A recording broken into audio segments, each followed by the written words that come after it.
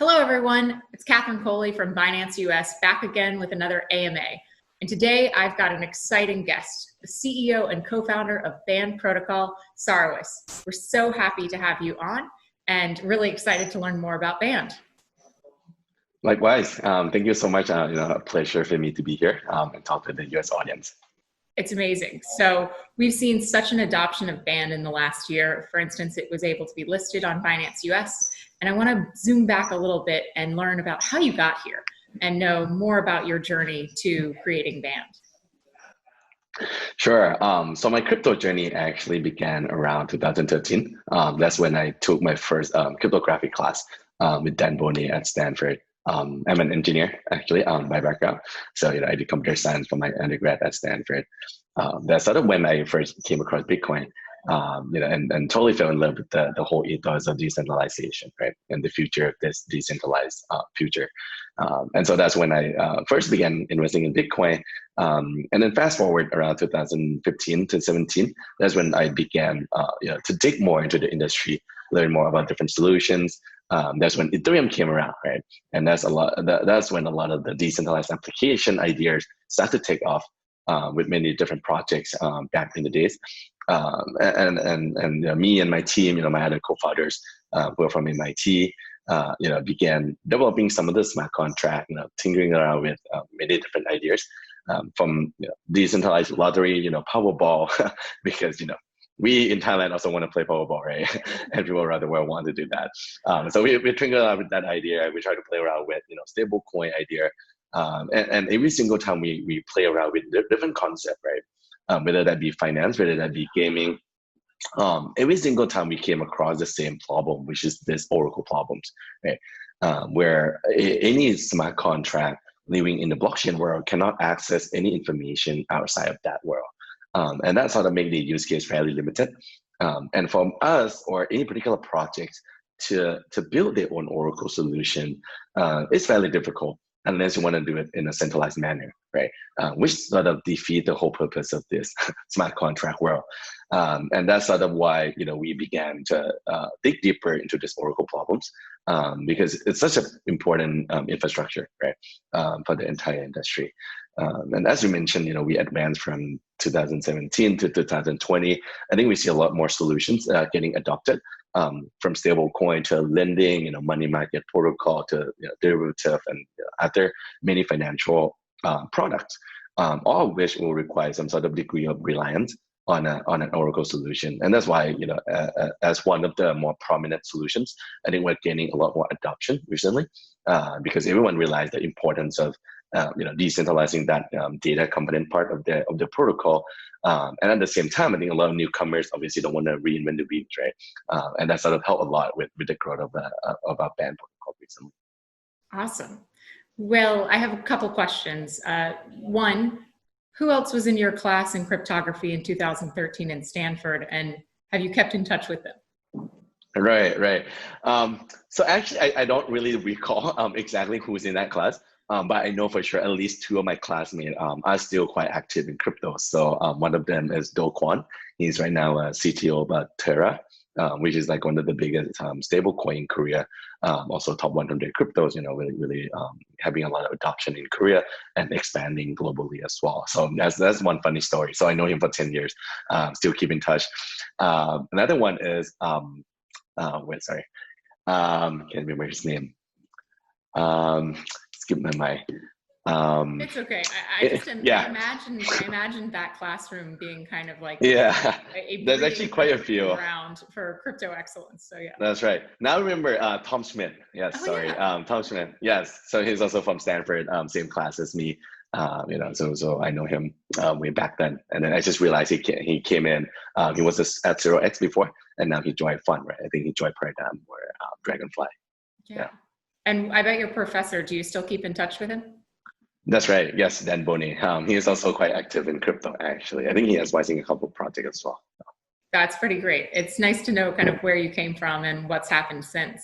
Okay. Before we get started on a lot more, I like to make sure that our audience and our users are educated, not intimidated. So I want to roll back a little bit and have you explain what an oracle is. For sure. So I guess in a simple term, right? Yeah. You can think of it as all this smart contract or this decentralized application, right?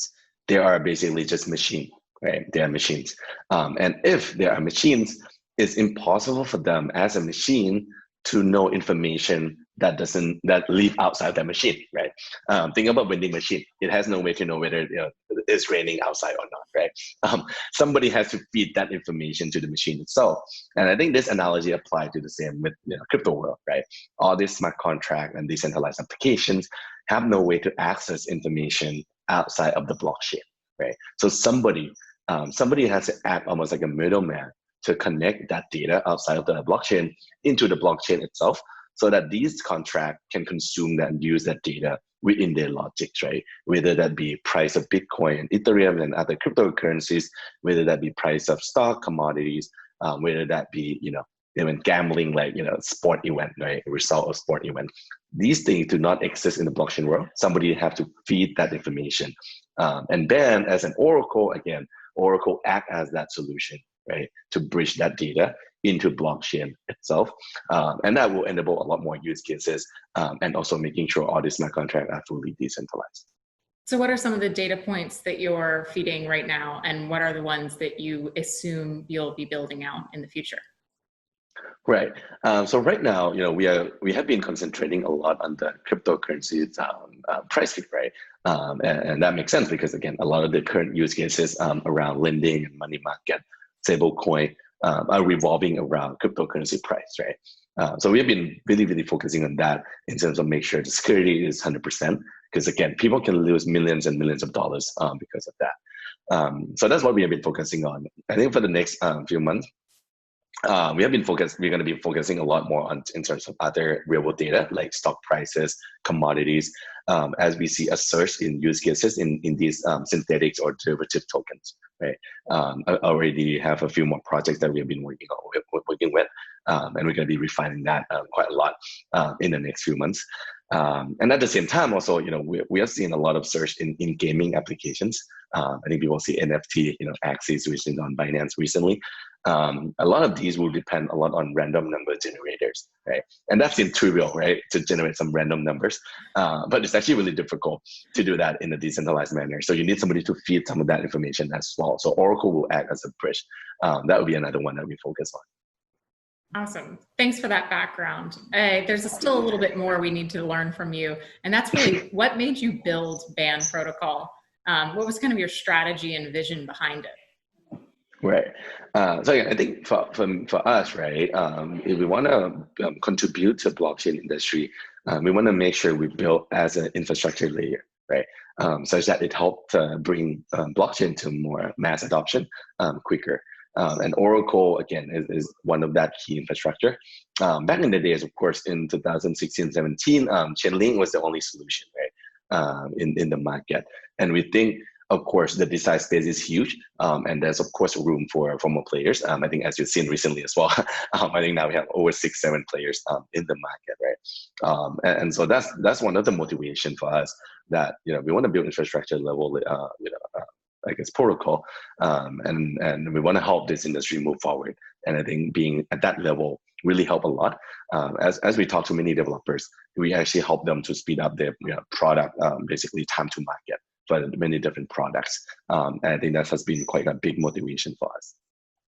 Were there any kind of real world examples that were your role models before applying this to digital assets and the crypto industry? You mean a role model outside of the blockchain? Right. Like before we, 10 years ago, what were you kind of looking at as your model for like the ideal Oracle? That's a tough question. I would say, I guess outside of cryptos, my role model has always been, Steve Jobs, right? I think he always invent something new, and I think he's always contributed something really positive to the entire industry, or actually entire world. Right, and I do believe that I want to carry that model, right, to really go against the norm. A lot of people say, build scalability solution. I think back in the days, right, 2017, people talk about scalabilities, people talk about cross-chain solution, the e-competitors, right. But for us, we always want to look for something new. We want to invent something new and contribute more to industry. And again, I don't believe in the idea of monopoly world, right? And I do believe that the more solution, the more diverse the solution, the better the industry get. Right? And that's sort of my motivation to sort of get into this. We can agree on that. I'm absolutely for it. More solutions for more people. All right, we're gonna jump into a couple questions from our Twitter fans. This one comes from boostgod.eth, and he or she mentions, what is your view on the position of the Oracle market and how band protocol will play a meaningful role with respect to the other solutions, as you mentioned? How will it evolve in the future? And do you see the Oracle space still continuing with such fire? Right. So I guess the first part in terms of the state of the Oracle market, right? As I mentioned, the competitors are coming, the more solutions are coming, and I think that's good. I think that's great. In terms of for band, I think we welcome everyone. As I said, the more people join this industry or this Oracle, I think the better we get at solving it, right? And because there are people who make different trade-offs, right? There's no such thing as a perfect solution. And so that if there are more products that offer different trade-off, I think that offer more choices to developers to pick and choose whichever that suit them best, right? Whether that be scalabilities, faster Oracle as opposed to fully decentralized but slower, right? This is really generic example, right? But I think that's good for the market. And as you have seen, I mean, the growth of DeFi has been crazy, right, in the past couple of months. And at the same time, the hack and the exploit have also been skyrocketing as well. Oracle is part of that. I mean, if you have seen recently, a lot of the attack have been really closely associated with Oracle and how smart contract have consumed some of these data, right? And I think that draw a lot of attention to the market. I think Oracle always going to grow significantly along with DeFi. I mean, I always think of it as a DeFi tracker, right? And so I think the market is going to grow exponentially from here, and that's why I mean, for us, we don't look at this as a zero-sum game, right? The pie is growing significantly, and the more the solution, the better. As for BAN, I think we're well positioned. Of course, I think we have been have some good advantage in terms of developing some solution earlier than some of the competitors that are emerging. We are also have some good advantage in terms of being able to offer something new, other than Ethereum-based Oracle. We try to offer a more crushing Oracle solutions, right? And again, I think ultimately all of us will learn from each other. All of us will learn from this different trade-off, and hopefully together we can emerge as a stronger offering to everyone in the industry. What are the steps maybe that BAN protocol is taking or your team's taking to renew that integrity in DeFi and kind of drive towards a more stable or at least more consistent approach to oracles? As you mentioned, those risks at hand, the infamous rug pulls.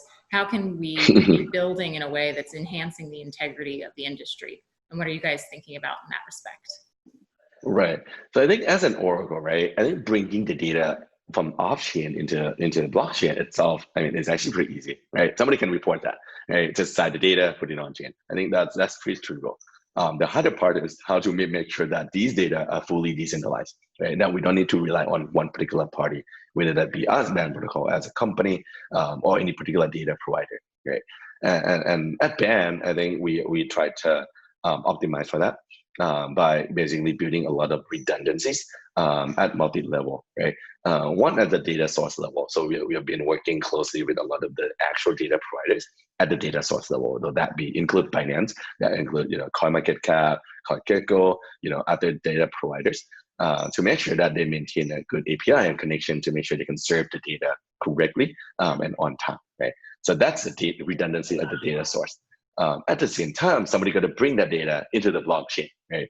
And that's a role of our validators, people who actually bring the data on chain.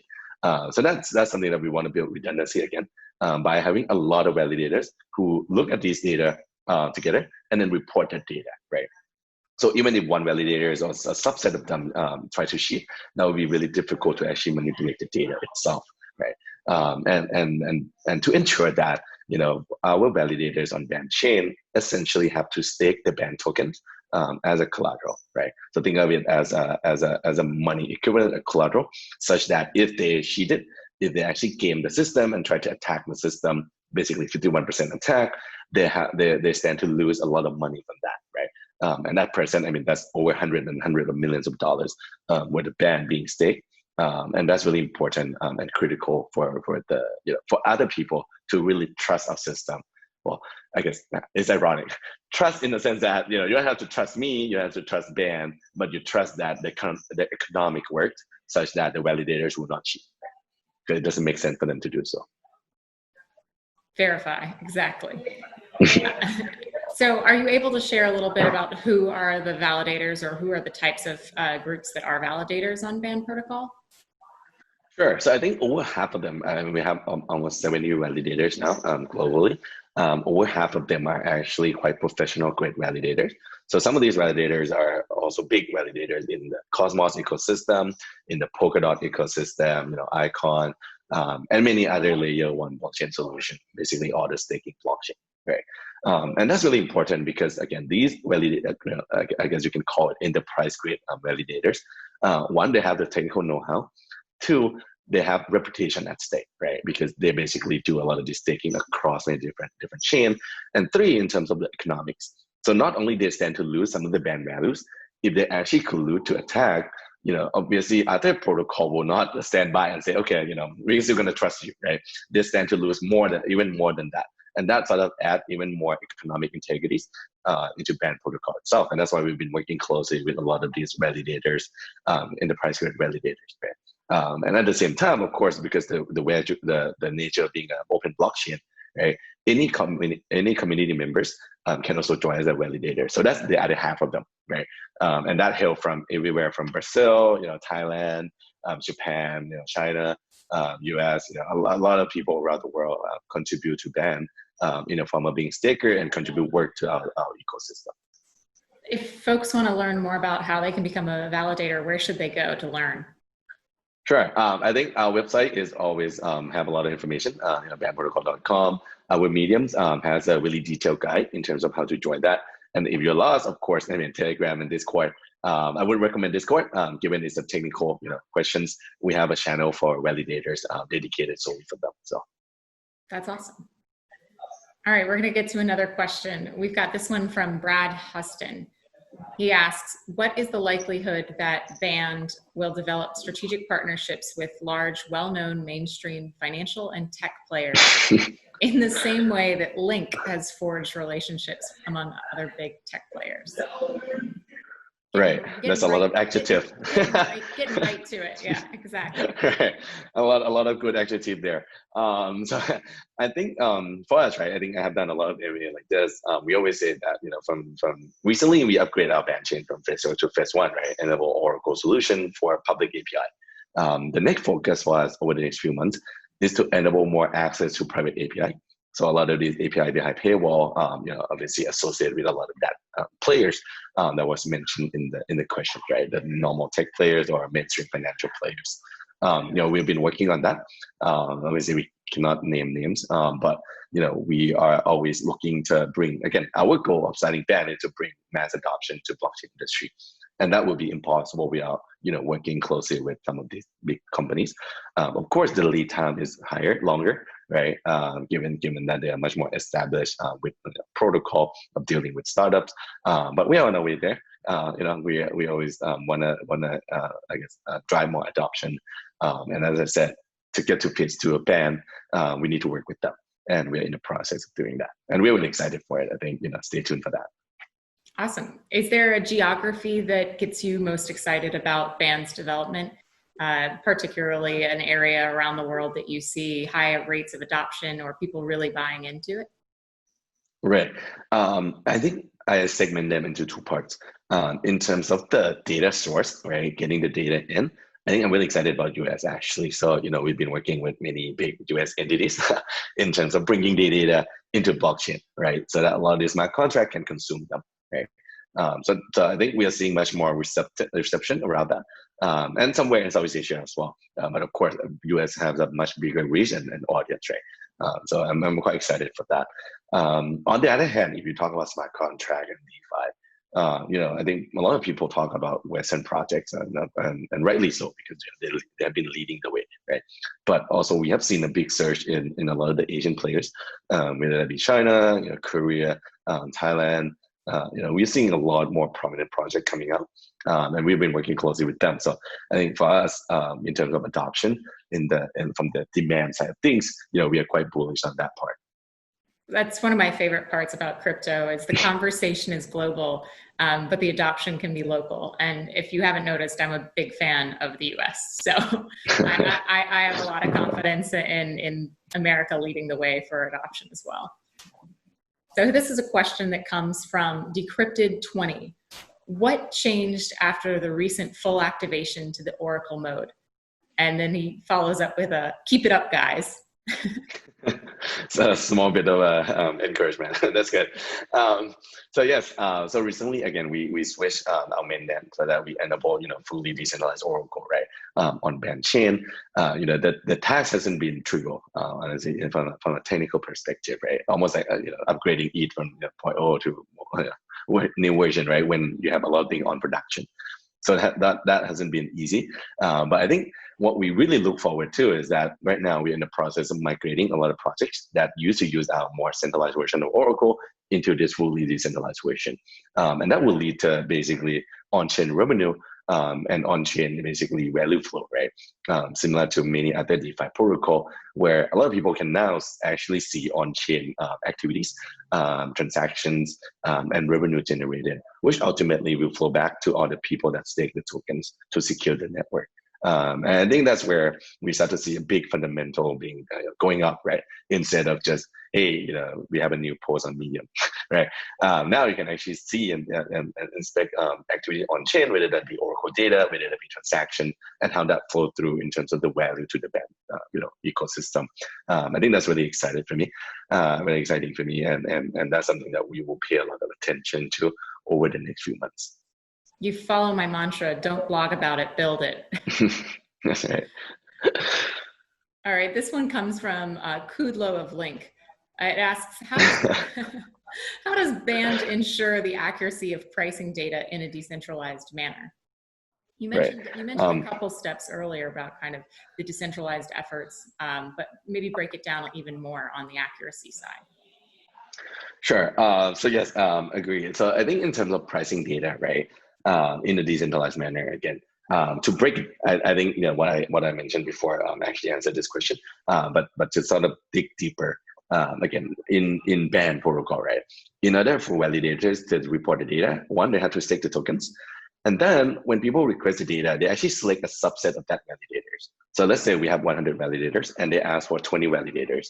These are actually randomized based on the amount of stake of the band being staked, right?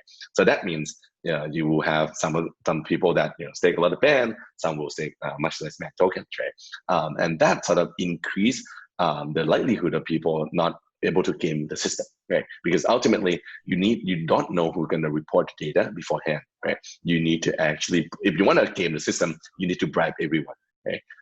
And collectively right now we have about 88 million band tokens being staked.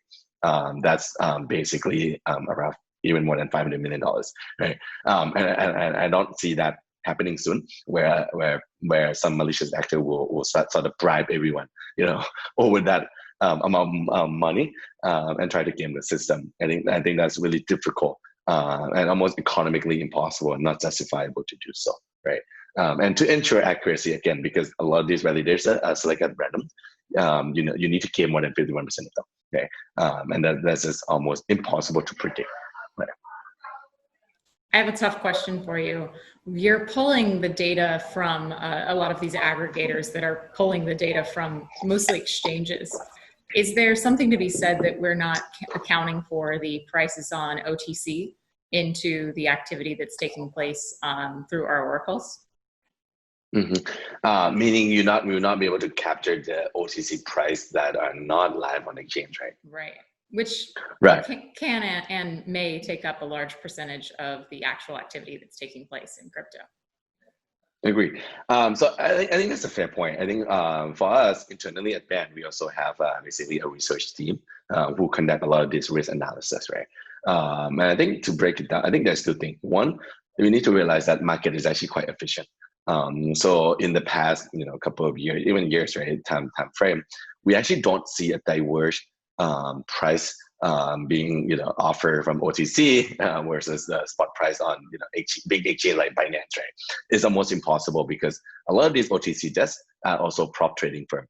And they are basically really efficient at arbitraging a lot of these opportunities, right? They're trading at sub-seconds, right? So it's almost impossible for that to exist even longer than a minute, right? Really, really difficult to do so. So that's number one. And number two, again, because the nature of the usage of the current Oracle data do not require precision down to, let's say, a decimal places, right?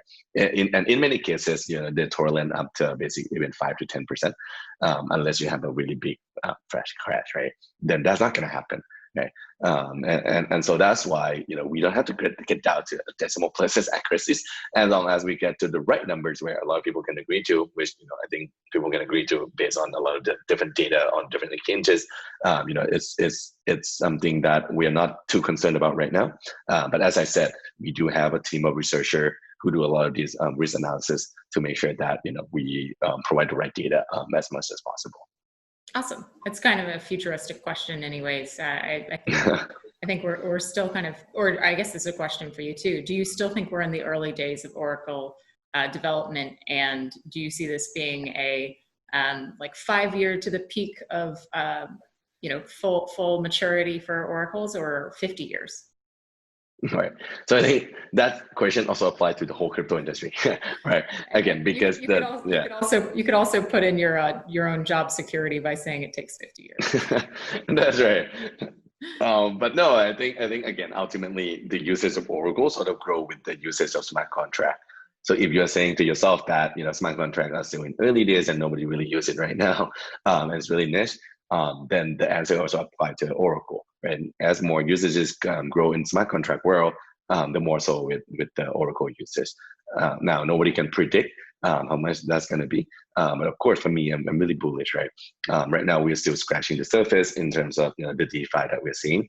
A lot more products are coming, like derivative, more synthetic tokens, more perpetual swap protocol, more entrances, gaming, and even more toward real world, like conditional payment. All of these will require Oracle uses in some sort of shape and form. And that's why I think as an Oracle market, I think we're still really, really early. A lot of more design improvement to be made. I mean, we have seen, we moved from Ethereum to Cosmos due to scalabilities. And even now, we are still constrained by that, right? Even now, we are seeing some requests, crazy, insane requests like, hey, we want Oracle update every 2 seconds, right?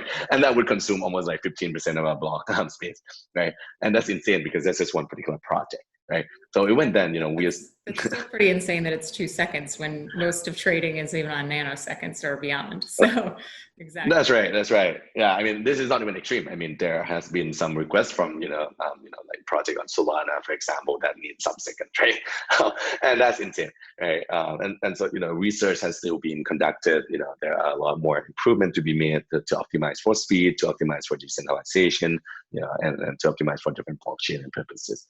And so we're really bullish. We are here for the long term, and that's why we are here in the industry. Speaking of bullish, the market's been on fire for the last several weeks, but especially the last 48 hours. How does this play into your team, the development, and also how do you manage your day and work with the volatility of Band itself? Right. Yeah. So I think inevitably, price always going to be there, right? Whether you like it or not. I think what we have always been saying is, we really long-term focus. And so we try not to be, distracted easily by the daily movement of price, right? Myself, personally don't really try to look at the price, try to do once a week. But unfortunately, again, due to the nature of this blockchain, and the funny stuff is because we built Oracle, right? We have a dashboard that track all. You're looking at it a lot. That's right. So because we built Oracle, we have a dashboard full of all the prices internally reported by Bandchain. And so unfortunately, we are exposed to that. I think the bull market obviously excites people. Same thing with our developers, right? I think they're quite bullish, of course, and that make them even more motivated to keep working hard to drive more adoptions. Because again, at the end of the day, if you contribute positively to the industry, long-term wise, price will catch up, right, to the fundamental of your solution. And that's why we try to not focus on the short-term price volatilities, because it's always going to be there. But we let it zoom out and focus on the long-term trend. No, I always say this industry is one that's in constant motion and being built in real time. So when anyone says, is this it? I think we've just gotten started. At least at Binance US, we just have gotten started. So yeah, for sure. And that's funny, right? Because again, for us as an Oracle, we have such an important job in securing a lot of these smart contract and real money at stake. And that's why we need to be 100% uptime, right? And most of our engineers are in Southeast Asia, and so we cannot cover exactly 24/7. That's why we need to build, so our in-house developers build basically a monitoring tool where if things go wrong, it will basically alert everyone, and you cannot silence. Like you cannot put your phone on silent mode and we're gonna go away. It will just beep and then wake you up 24/7. And that's funny because sometimes when we work, it beep and like, yep, gotta turn it off. It's really annoying. No, I get it. I used to trade Thai baht back in Morgan Stanley in my early days, and Right. it was amazing. Some days, Bangkok would either be go through civil unrest or have adverse weather, and there was bad flooding back in Right. the late 2010s. And we would, we'd call up our Reuters team and say like, hi friend, I hope you're okay. And they're like, markets off for today. So there is that kind of dealing with what hands were dealt. And I certainly think that decentralizing our businesses as well as our finances are ways to kind of foolproof and make us more resilient. So I appreciate you guys taking those extra measures to be sure about it. But that's really awesome. Well, we're almost wrapping up. Kap Kun Ka, that's my time. Thank you. And I also want to let anyone know if you're looking to learn more about Band, you can always follow them on their Twitter, their Discord, and their website to learn more about being a validator. And you're also able to buy Band on Binance US easily. So we're super excited to be supporting this protocol as well as the future that you guys are building in the Oracle space. So I really appreciate your time today. Thank you so much. Awesome. Thank you.